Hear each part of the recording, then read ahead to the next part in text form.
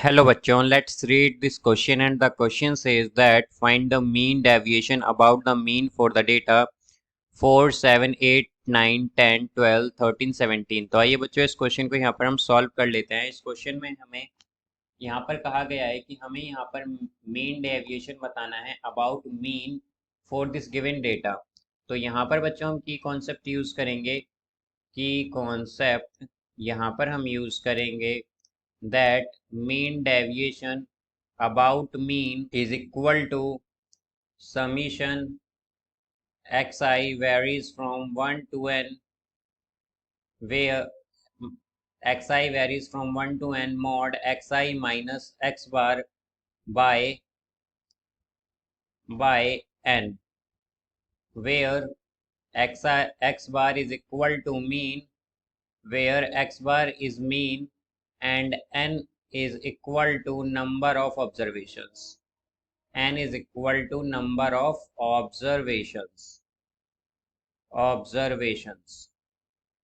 तो यहाँ पर बच्चों हमारे पास जो x बार होता है वो होता है मीन और n जो होता है ये होता है नंबर ऑफ ऑब्जर्वेशन। तो यहाँ से अगर हम देखें तो हमारे पास क्या आएगा, पहले हम मीन फाइंड करेंगे बच्चों। यहाँ पर तो मीन क्या होता है हमारे पास, मीन यहाँ पर हमने x बार लिया है तो मीन हम जानते हैं ये इक्वल होता है समीशन xi बाय n के। तो यहाँ से बच्चों हमारे पास इन ऑब्जर्वेशंस का सम क्या होगा, ये होगा 4 plus 7 plus 8 plus 9 plus 10 plus 12 plus 13 plus 17 और डिवाइडेड बाय यहाँ पर बच्चों n जो होता है ये होता है नंबर ऑफ ऑब्जर्वेशन। तो अगर हम देखें तो ये कितनी ऑब्जर्वेशन है हमारे पास, टोटल ऑब्जर्वेशन है 8, तो डिवाइड में आएगा 8। तो यहाँ से ये हो जाएगा बच्चों 80 बाय 8, यानी कि यहाँ से मीन आएगा बच्चों 10। तो हमारा मीन क्या आ गया है, मीन है यहाँ पर 10। और जो हमारे पास बच्चे हैं ऑब्जर्वेशन है ये क्या क्या है, 4, 7, 8, 9, 10, 12, 13 और 17। तो यहाँ से बच्चों अगर हम देखें तो हमारे पास मीन डेविएशन जो आएगा, मीन डेविएशन अबाउट मीन जो आएगा ये आएगा मीन डेविएशन अबाउट मीन, जैसा कि हम जानते हैं ये इक्वल होता है summation xi varies from 1 to n mod xi minus x bar by n। और ये इक्वल होगा बच्चों हमारे पास अगर हम देखें तो यहाँ पर अगर हम देखें बच्चों summation xi varies from 1 to n mod xi minus x बार। तो यहाँ पर बच्चों हमारे पास जो xi है बेसिकली वो क्या जो हमारी ये ऑब्जर्वेशन है ये बेसिकली क्या है, ये हमारी xi की वैल्यूज हैं और मीन हम जानते हैं 10 है। तो बच्चों जब हम 4 माइनस 10 करेंगे तो हमारे पास -6 आएगा।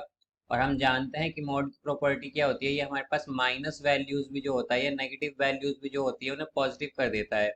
या फिर हम कहें कि अगर माइनस मॉड ए है हमारे पास तो वो उसे प्लस ए बनाता है। तो यहाँ से अगर हम देखें तो -6 है मॉड में हमारे पास तो क्या होगा +6, फिर आएगा प्लस 7 माइनस 10 करेंगे बच्चों तो -3 और वो क्या हो जाएगा +3 मॉड की वजह से। फिर इसी तरह 8 माइनस 10 करेंगे तो -2 वो भी क्या हो जाएगा +2। 9 माइनस 10 करेंगे तो -1 वो भी क्या होगा 1। 10 माइनस 10 करेंगे 0। 12 माइनस 10 करेंगे तो बच्चों 2। 13 माइनस 3 करेंगे 13 माइनस 10 करेंगे तो आएगा 3 और 17 माइनस 10 करेंगे तो आएगा 7 और डिवाइड में आएगा यहाँ से divided by total number of observation है बच्चों 8। तो ये आएगा हमारे पास 24/8 या फिर हम कहें कि ये आ जाएगा हमारे पास 3।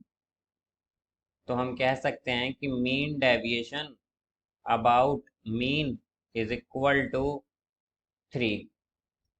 तो यहाँ पर ये बच्चों हमारे पास 3 आया है, ये हमारे पास यहाँ से 3 आ गया है।